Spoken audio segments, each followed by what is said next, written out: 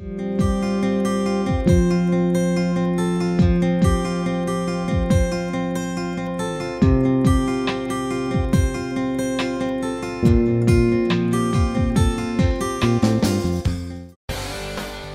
R. Sugaraj Samuel.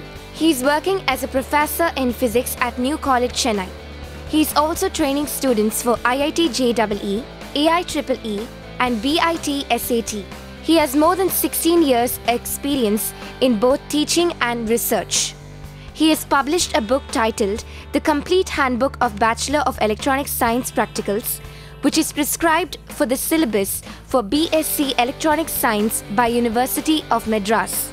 He has presented papers in several national and international conferences and has also conducted many training programs and workshops to motivate energetic students. His research areas are ultrasonic, polymers, crystal growth and photovoltaic systems. He is experienced in both regular classroom teaching and online teaching as well. Welcome to UGC lecture series in BSc Honours in Physics. We have been listening to a series of lectures on the subject electricity and magnetism. In this part of the lecture series, we are discussing about the concepts related to magnetic force. In continuation to what we have learnt already, in this lecture we are going to learn about the magnetic force on a current carrying wire, followed by the torque experienced by a current carrying loop, and then force on a charge due to simultaneous electric and magnetic field, force between two parallel current carrying conductors. So, this lecture is basically devoted to the force acting on a current carrying wire. We will have to have a recap of the force that is acting on a charge, that is given by Lorentz formula. It is also, the force is also called Lorentz force. It is Q V cross B. When a wire carries current, it carries actually the charges move inside a wire. When such a wire is subjected to magnetic field, these moving charges, especially electrons in the case of metals, they will experience Lorentz force. Because of that, the entire wire or a conductor will also experience force. That is what is taken up for discussion in this lecture. So, let us start with the Lorentz force and migrate into the force that is acting on the current carrying conductors. In a current carrying conductor, the charges are having drift velocity, which is represented as Vd. If the conductor is kept in magnetic field, the charges will experience Lorentz force and thus the conductor will also experience force. Let us consider a straight segment of wire of length L and cross sectional area A carrying a current I in a uniform magnetic field B. All these are shown in this diagram. I will enlarge this diagram. The magnetic field is existing in this direction, which is marked in blue color, and they have just taken for discussion as if a positive charge is moving. Actually, the electrons will move in the opposite direction, which is equivalent to having a positive charge moving in this direction. So, which has a drift velocity Vd. The length of the segment that is considered for discussion is L, it is marked here, and the cross sectional area is marked here as A. What will happen to this charge when it has velocity? It will have the magnetic force Fb acting in the perpendicular direction to both Vd and the magnetic field. Now, because of this force that is acting on all the charges, all such charges, the entire conductor itself will experience the force, and thus there is a magnetic force acting on the current carrying conductor. We are interested in finding what is the expression for such a force experienced by the current carrying segmental wire. We will start with the basic Lorentz equation and try to get an expression for this force, and this depicts how the current carrying wire would undergo deflection. So, this is the region in which magnetic field is existing, and the magnetic field, as far as our view of this picture is concerned, it is into the page. So, that is why the back of an arrow is shown and magnetic field is into the page, and if there is no current, the wire is just seen straight, and if the current is upward, this part of the wire will experience a force. So, it is deflected to the left. When the direction of current is reversed, the force direction is also reversed, it experiences force to the right. Have a look at the expressions and we will start with this explanation too. The magnetic force exerted on a charge q moving with a drift velocity v d is to find the total force acting on the wire. We multiply the force exerted on one charge by the number of charges in the segment. Because the volume of the segment is AL, here A is the area of cross section, L is the length. So, this product will give us the volume. The number of charges in the segment is taken as small n multiplied with this volume AL, where the small n is the number of charges per unit volume. In other words, the small n is also called as the number density at a particular temperature.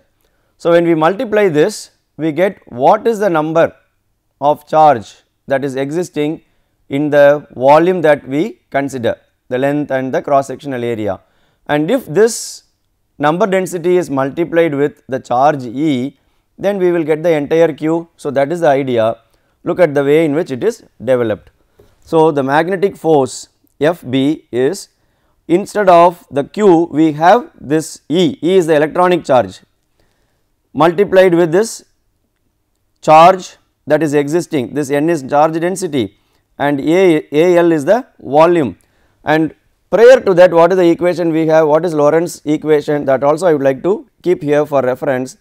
Fb is equal to Q V cross B, these vector quantities are also marked. So, this Q is replaced with the suitable terminology here which we have just now explained. We can write the above expression in a more convenient form by noting that the current in the wire is I, which is NEAVD. So, if you open the bracket properly and can write it into a scalar form and try to identify where is this current term existing. So, if you suitably modify, the current term is brought into this. So, here IL is the current element which is a vector. We identify the suitable current terms. From where do we have this I is equal to NEAVD? In one of the earlier lectures we have discussed about it. This is the expression for current that is flowing in a conductor when it is subjected to the electric field or potential difference is applied across the two ends. So, this is a very famous equation.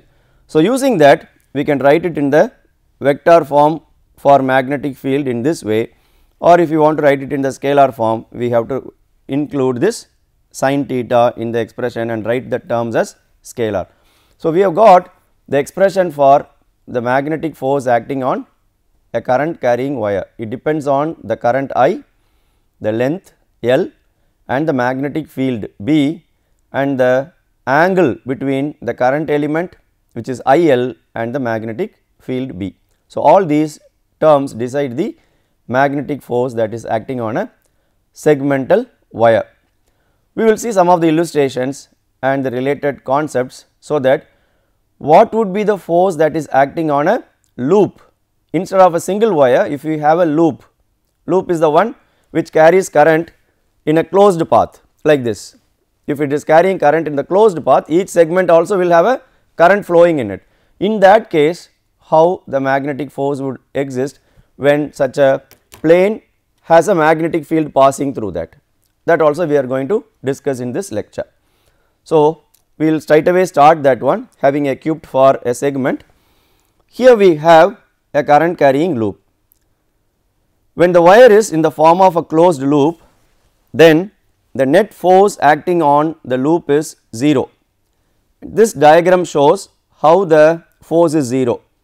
If we apply the right hand rule which we used for vector notations, this is the direction of current which I would like to mark here. This is the direction of current.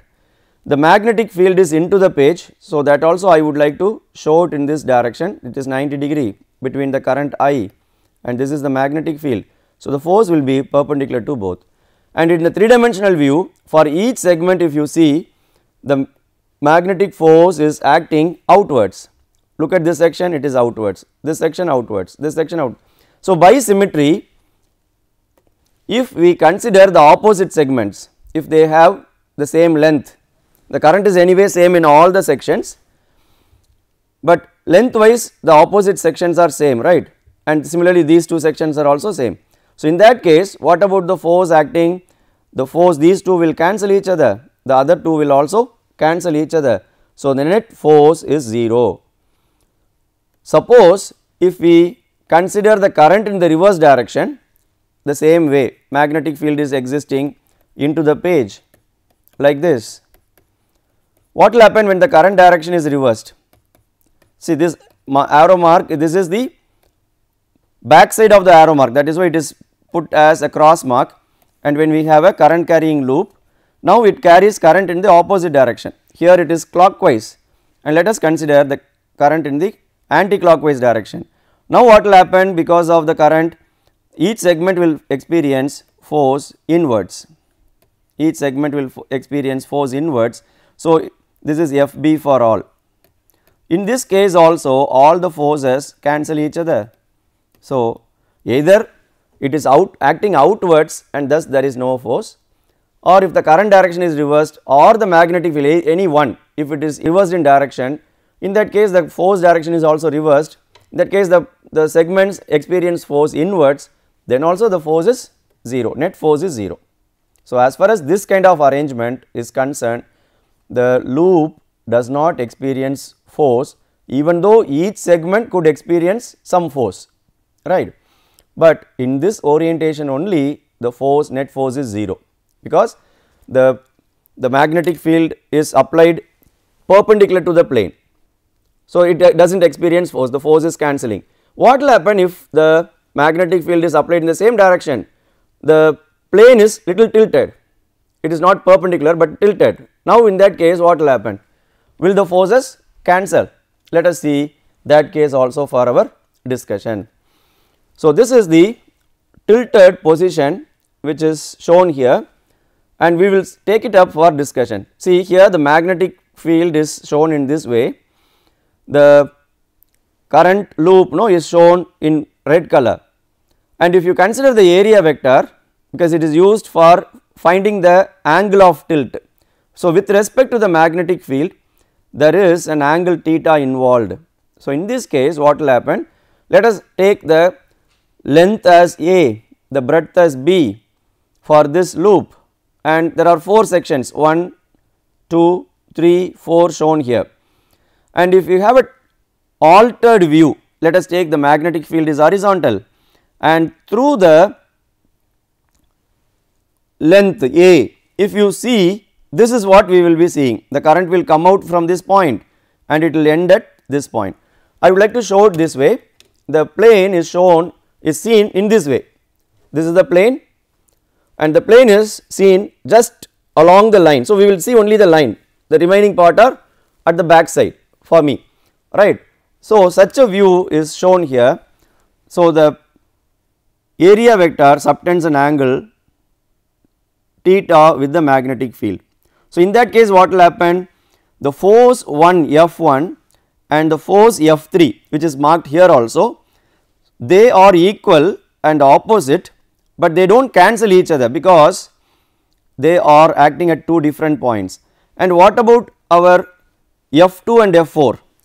If you see the F2 and F4, the F2 will be acting at this point outwards, F4 will be acting at this point inwards. So, they are along the same line, that cannot cause any moment of force or it cannot cause any torque, but whereas F1 and F3 that can cause a moment of force, or it is also called torque.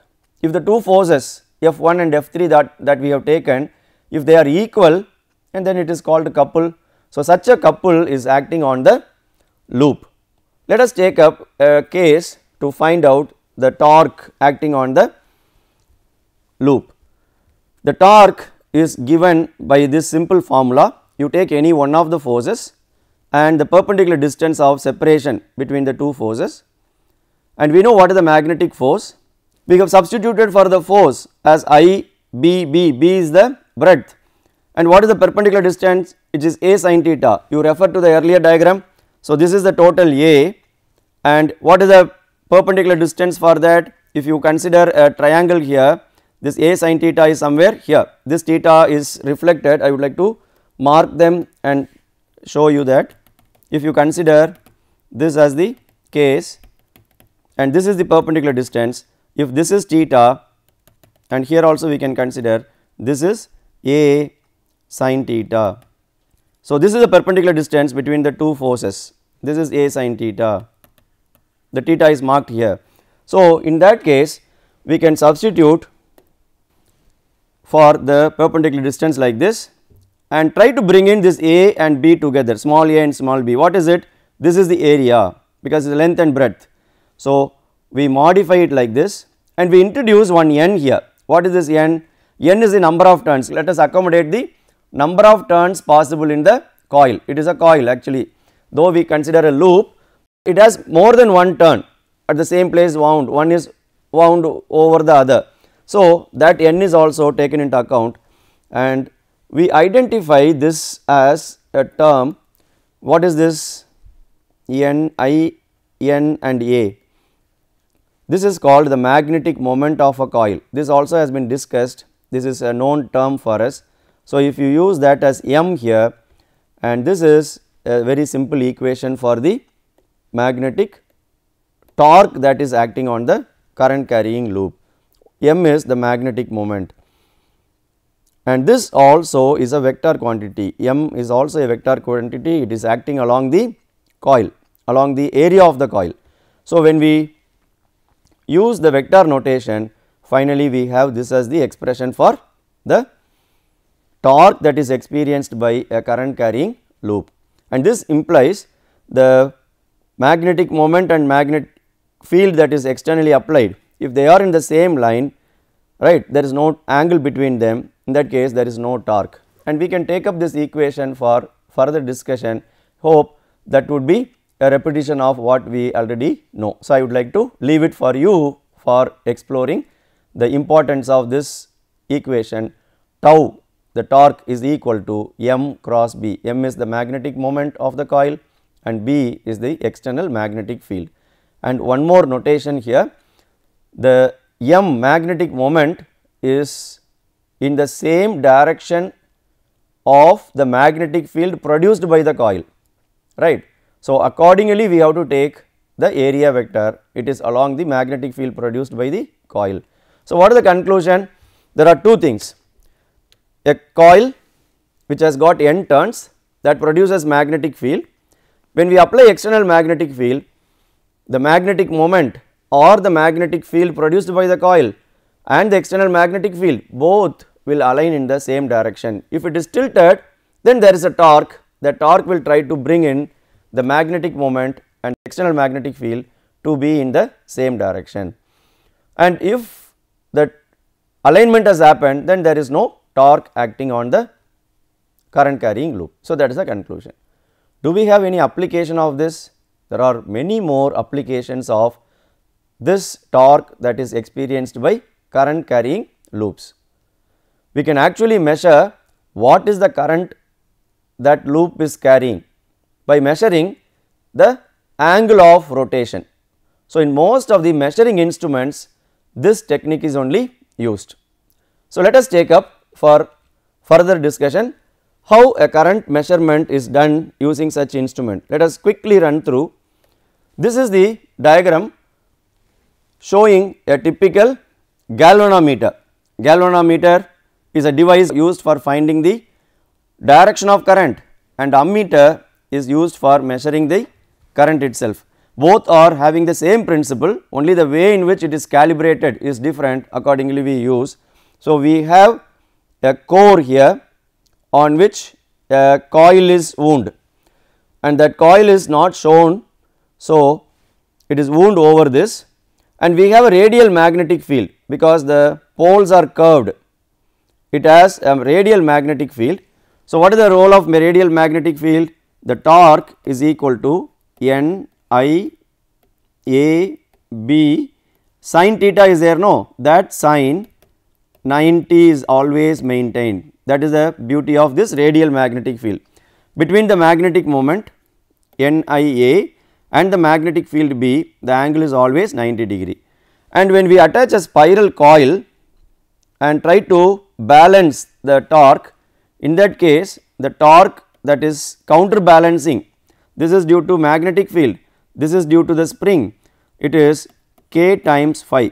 K could be taken as the spring constant. Now, we can equate these to N I A B, sin 90 is 1. So, I do not want to carry that forward, is K phi. Rewrite it for I is equal to K divided by N A B times phi. What do we understand? K is the spring constant, the stiffness, number of turns, that is N. A is the area of the coil that is wound, and B is the magnetic field, which is a constant. So, whatever shown in the bracket is a constant. So, I is proportional to the angle of rotation. So, how much the coil tilts? By measuring the angle, we can measure the current itself. Suppose there is a coil, there is a pointer attached to it. Because the coil is turning, the pointer also will turn. According to the angle that is measured, the current could be measured. So, they both are having a direct relation. So, this forms the basic principle for current measuring instruments like galvanometer, ammeter. A galvanometer can be converted into voltmeter and so on and so forth, right. So, this torque experienced by the coil forms the basis for current measuring instruments. Now, what will happen when we have the two fields, electric field and magnetic field, simultaneously acting on a charge? When a charge is subjected to both electric and magnetic field simultaneously, the resultant force will act on the charge. It is a vector summation. The net force F is equal to Fe plus Fb.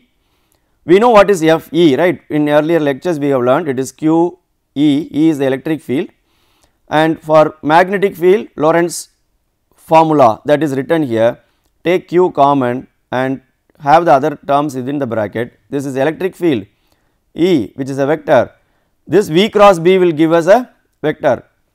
So, in that direction the force will act. But at this juncture, one important thing, if the two forces, two fields, electric field and the magnetic field, when they are crossing each other, when they are perpendicular to each other, there are interesting phenomenon happening. We can choose a particular velocity. See, when the electric field and the magnetic field, when they cross each other, electric field will exert force in the direction of the field on the charge, magnetic field will try to exert a force in the perpendicular direction. So, it will experience a curved path, it will undergo a curved path. The two will simultaneously have an effect, using which we can have lots of applications.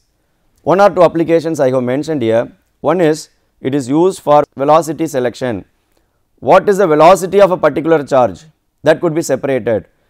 Based on the mass, we can separate a particular particle with a mass. So, mass separation is possible, and also the Hall effect devices, because of the force acting, the simultaneous magnetic and electric force acting, there is a charge separation happening even in a conductor. That potential is called Hall potential. By measuring the Hall potential, we can find out whether the charge carrier is a positive charge carrier or negative charge carrier. So, all these information we will be able to get from this concept of force acting on a wire. Now, let us quickly run through a concept called force on two parallel wires. when we have two parallel wires separated by some distance, it is shown here by a distance a, one wire will produce magnetic field and another wire is in that presence, and similarly the other one will produce magnetic field, in its presence the first wire is kept. So, what will happen? Each wire will get affected, one will exert force on the other and vice versa. So, there is a mutual force experienced by the parallel wires. We can take it up for discussion like this.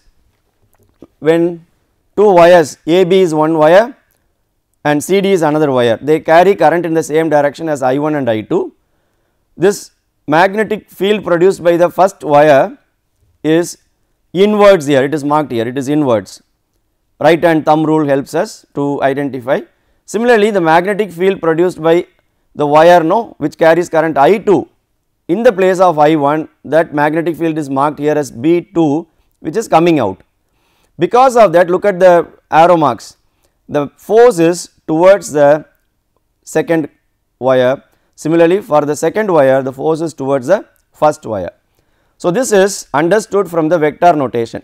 Just by using the right hand thumb rule, we will be able to arrive at the conclusion, when two wires carry current in the same direction, they experience force towards each other. You want the magnetic force to be shown, it is shown here. This is the magnetic force, it is acting towards each other. What about the expressions for them? Look at the expressions. The B1 is the magnetic field produced by the first wire, it is shown by this expression, all the terms are familiar to us. The force that is acting here on the second wire is shown here as F, because of the magnetic field the second wire carries current, L is the length that we consider, and we get the expression for the force like this. So, this is the force exerted by the first wire on the second, or second wire experiences a force due to the first. Same way, B2 is the field produced by the second wire on the first wire in the place of first wire. The same argument continues. So, this is the force experienced by the first wire due to the magnetic field of the second wire. Look at the two, both are one and the same. See, right hand side terms are all same. Here also you have mu naught, I1, I1, I2, I2, L, L, and denominator has got 2 pi a. So, what is the conclusion? The force is mutually attractive. When the two wires are there carrying current upward, they come towards each other or they experience force towards each other. This attracts this, this attracts this. So, that is the force that is experienced by them. The same way, when they carry current in the opposite direction, what will happen? By proper consideration, the magnetic field, as far as these two cases are concerned, it is inwards and the force is acting outwards. So, when the direction is reversed, look at the shown direction, I would like to highlight that. See, this is carrying current downward, this is carrying current upward. That is the key point you have to understand. The force is away from each other, so they experience force in the opposite direction. And this force experienced by the parallel wires could be used for defining the current itself. So, all these concepts will take time for discussion, we will reserve it for the other lectures. Shall we see the summary of what we have learnt in this lecture? In this session, we have seen the concepts of magnetic force on a current carrying wire, torque experienced by a current carrying loop, force on a charge due to simultaneous electric and magnetic field, force between two parallel current carrying conductors. Before we wind up this session, let us test our understanding by answering these questions. What is the expression for magnetic force acting on a current carrying conductor? Get the expression for torque acting on a current carrying loop. How do these current carrying loops find application in measuring instruments? Explain about the force acting on two parallel current carrying straight wires. With this, I would like to conclude this lecture. See you in other lectures with the concepts related to force acting on parallel wires further. Thank you for watching this program.